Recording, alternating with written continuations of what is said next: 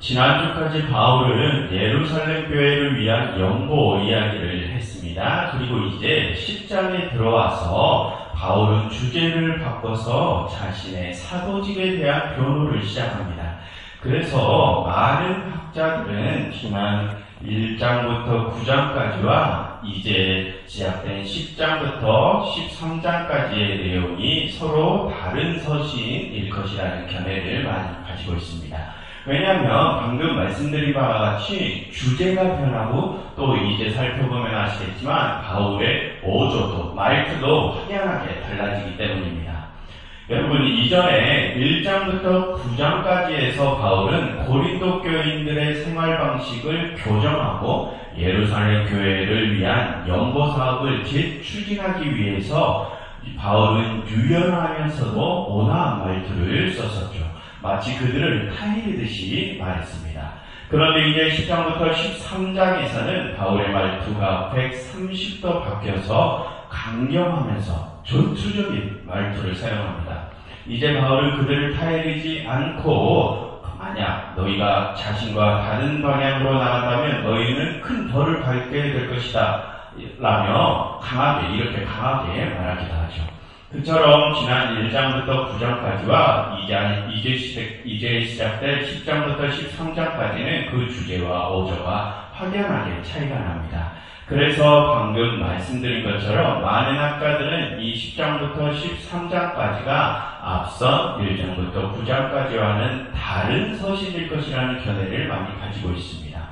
그러나 우리는 이 고린도후서가 바울이 쓴 하나의 편지, 다니엘 서신이라고 보기로 했었죠. 다니엘 서신이라고 하더라도 바울이 시간차를 두고 앞뒤 부분을 따로 기록했을 수 있습니다. 앞에 1장부터 9장을 먼저 써놓고 얼마 시간이 지나 고린도에서 일어난 다급한 문제를 전하게 된 바울이 그 문제에 대하여 급하게 말을 전하려고 뒤에 10장부터 13장을 또 썼을 수도 있습니다. 아무튼 이 편지가 그렇게 다중서신이든 단일서신이든 결론적으로는 바울이 서로 다른 상황에서 앞에 1장부터 9장의 내용과 뒤에 10장부터 13장의 내용을 따로따로 기록하였다는 것에는 일치점이 있습니다. 그럼 바울이 뒤에 10장부터 13장의 내용을 따로따로 기록하였다는 것에는 그럼 바울이 뒤에 10장부터 13장을 급하게 또다시 써야 했던 이유가 무엇일까요? 이제부터 그 내용을 살펴보시면 아시겠지만 그것은 고린도 교회에 있는 거짓 사도들이 바울에 대하여 거짓 모함을 하고 있다는 소식을 중간에 바울이 전해 들었기 때문입니다. 그래서 많은 고린도 교인들이 그들에게 넘어가 있는 상태고요. 그래서 바울은 이 10장부터 13장의 내용을 기록해서 그 대적자들의 공격에 반격하고 고린도 교인들을 향하여 자기 변호를 시작하는 것입니다. 그럼으로써 대적자들에게 넘어간 고린도 교인들을 다시 돌아오게 하기 위해서 이 10장부터 13장을 기록한 것입니다. 그렇듯 이제부터 살펴볼 뒷부분은 바울이 자신의 사도직에 대한 변론을 하는 부분입니다. 그럼 바울이 자신의 사도직에 대하여 어떻게 변론을 하는지 이제부터 살펴보도록 하겠습니다.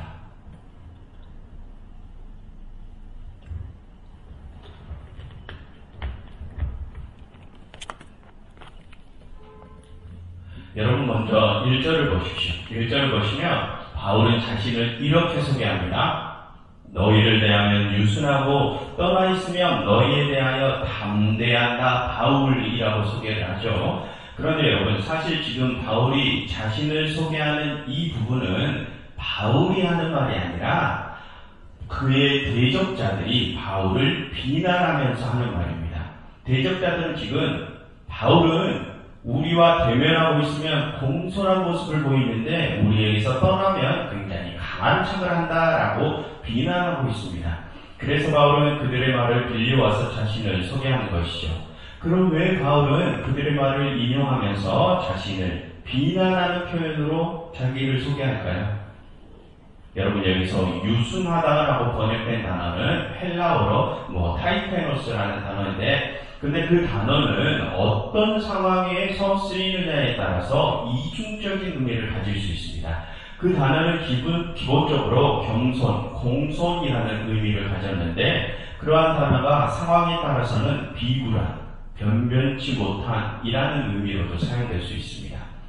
여러분, 우리가 부하 직원과 싸움이 났다고 가정해 보겠습니다. 그런데 그때 상사인 내가 잘못을 먼저 인정하고 부하 직원에게 사과의 말을 먼저 그렇게 건넨다면 그게 어떤 모습처럼 보이겠습니까? 겸손의 모습처럼 보이겠죠? 반면에 그 반대의 상황, 상대방이 나보다 높은 직급을 가진 상황이라고 가정해 보고 있습니다. 그런데 그때 실제로는 내가 잘못하지도 않았는데 상대방의 직급과 권위에 눌려서 내가 먼저 굽신거린다면 그게 어떻게 보이겠습니까?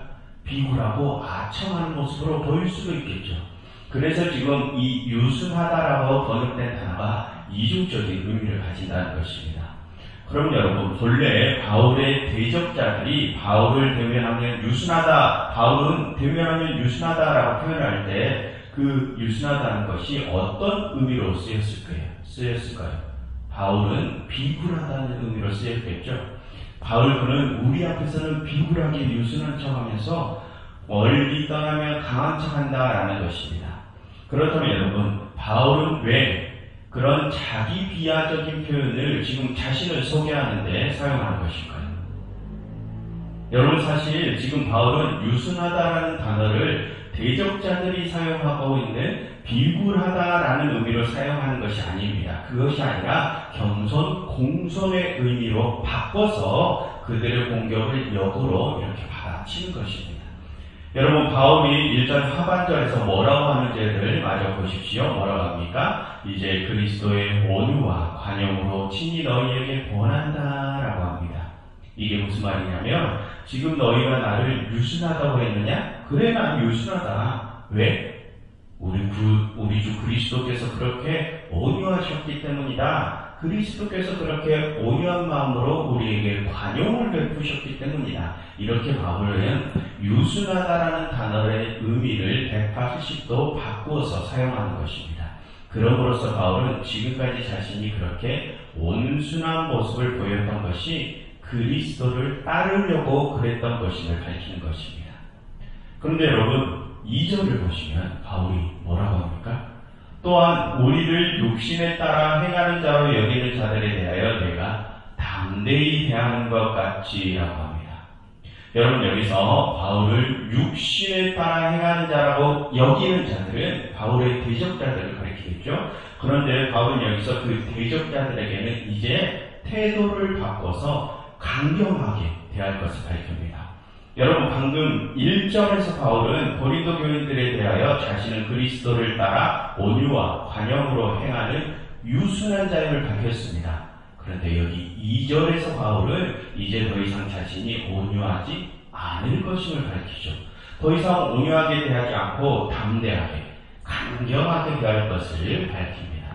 그럼 여러분, 바울은 여기서 누구에 대하여 강경하게 대할 것을 말합니까? 그의 대적자들에 대하여 강경한 태도로 대할 것을 말합니다.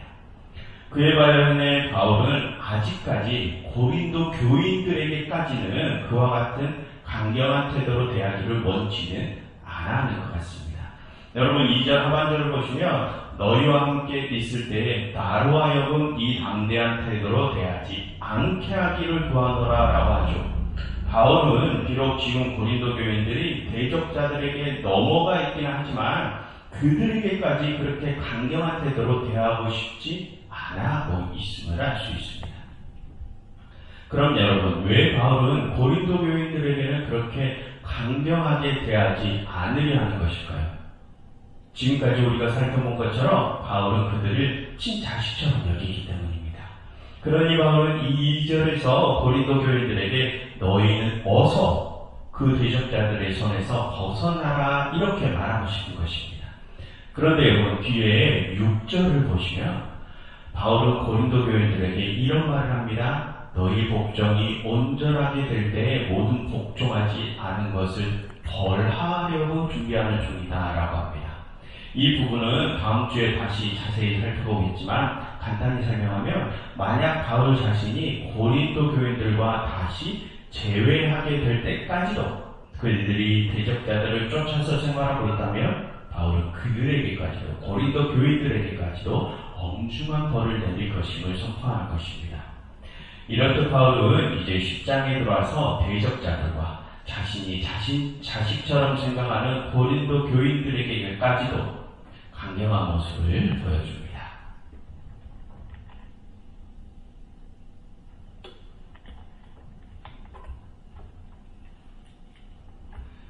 여러분, 그리고 3절과 4절을 보시면 바울은 거기서 싸움, 무기, 진영 등과 같은 전쟁 용어를 사용하죠. 그럼으로써 바울은 자신을 그 전쟁에 참전한 군사로서 표현을 합니다. 그렇게 이제 바울에게는 이전에 1장부터 9장에서 보였던 온화했던 모습은 찾을 수 없습니다. 바울은 이제 군사로서 강경하게 자신의 공격에 대한 반격을 시작할 것입니다. 그럼 여러분, 바울은 왜 자신에 대한 공격에 이토록 강경하게 반응하는 것일까요? 반격을 하는 것일까요? 그리고 여러분, 그리스도인이 자신에게 날아오는 공격에 대하여 이토록 강경하게 반격을 해도 되는 것입니까? 마치 전쟁을 치르듯이 말입니다. 우리는 오늘 이 두 가지 질문에 대하여 한번 고민을 해보려고 합니다.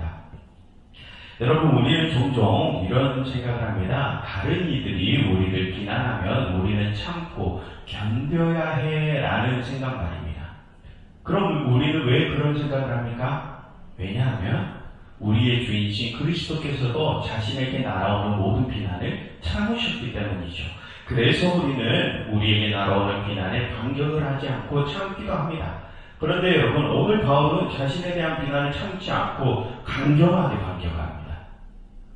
여러분, 그리스도인이 이래도 되는 것입니까? 그것도 그리스도의 사도라는 사람이 이래도 되는 것입니까? 그래서 여러분, 우리는 바울이 왜 자신을 향한 비난에 대하여 그리스도처럼 참지 않고 반격을 하는지에 대해서 생각을 해봐야 됩니다. 여러분, 지금 바울은 한 인간으로서 바울 자신에 대한 공격에 반격을 하는 것이 아닙니다. 바울이 지금 반격을 하는 것은 바울의 대적자들이 바울의 삶의 방식과 바울이 전했던 복음을 공격하는 것에 반격을 하는 것입니다. 그리스도를 따라 사는 바울의 삶의 방식과 바울이 전했던 십자가의 도를 공격하고 있기 때문에 반격하는 것이죠. 쉽게 말하면 지금 대적자들은 하나님의 일, 하나님의 사역에 대하여 공격을 하고 있다는 것입니다. 그러니 바울은 참지 않고 반격에 나섭니다. 그래서 여러분, 우리는 여기서 이것을 생각해야 합니다. 여러분, 우리는 개인에 대한 비난과 같은 것들은 우리 주 그리스도께서 그리하셨던 것처럼 우리도 그를 따라 그 비난들을, 개인에 대한 비난들을 참을 줄 알아야 합니다. 하지만 주님의 참된 복음을 공격하고 하나님께서 명령하시는 삶의 방식을 파괴하려는 것에 대하여는 담대히 반격할 줄 알아야 한다는 것입니다. 여러분, 우리가 그리스도를 닮아야 한다고 해서 그것이 하나님의 사역을 파괴하려는 공격에 대하여 그냥 무심해도 됨을 말하는 것이 아닙니다. 하나님의 일과 그분의 명령 또는 그 명령을 따르는 그리스도인들의 삶의 방식을 삶의 방식이 공격당하고 있는데도 우리가 참는 그것은 겸손이 아닙니다. 그러한 공격에 아무런 소리도 내지 않는 것은 하나님의 군사로서 비굴한 모습을 보이는 것입니다. 그러니 우리는 나에 대한 개인적인 공격은 참을 줄 알아야 하지만 하나님의 사역이 공격받는 것에 대하여는 담대히 맞서 싸워야 합니다. 그렇게 하려면 우리가 나에 대한 개인적인 공격과 하나님의 사역을 공격하는 것을 구분할 줄 아는 능력도 키워야 되겠죠? 그리고 만약 그 공격이 하나님의 사역에 대한 공격이라면 그에 대하여 담대히 맞서 싸울 줄 아는 용기도 키워야 할 것입니다. 그러니 여러분, 하나님께 그것을 구분할 수 있는 지혜를 구하시고 또한 하나님의 일을 공격하는 적들에 담대히 맞서 싸울 수 있는 용기를 구하십시오. 그래서 더 이상 그러한 공격에 비굴하지 않고 담대히 맞서 싸울 수 있는 하나님의 진정한 군사들이 되시기를 바랍니다. 여러분 이 시간 이렇게 함께 기도하면 좋겠습니다. 하나님, 저희에게 지혜와 용기를 주세요. 그래서 저희가 하나님의 일에 대한 공격에 담대히 맞서는 자들이 되게 해주세요. 라고 함께 기도하면 좋겠습니다.